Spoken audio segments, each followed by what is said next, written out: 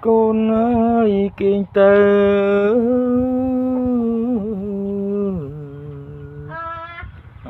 bự mông kinh tơ ơi con dung kinh tơ na niên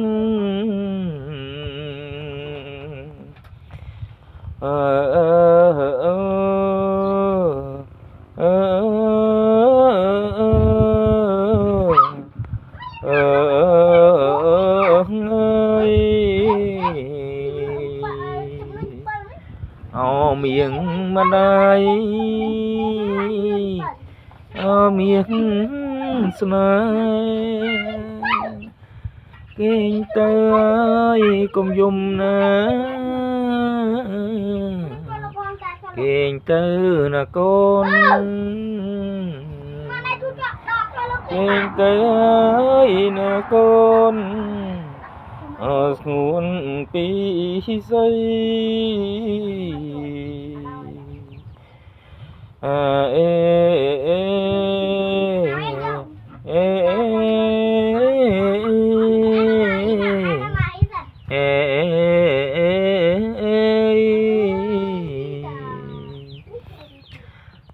tóm nấp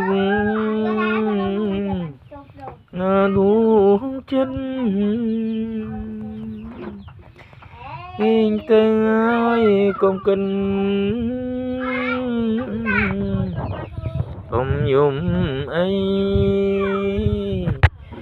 này con ơi mình ơi ạt miền nòng cháy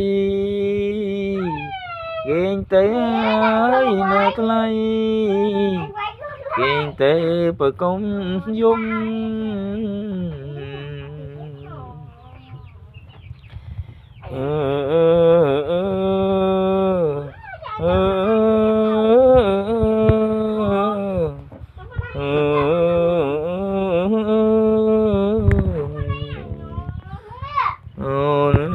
mất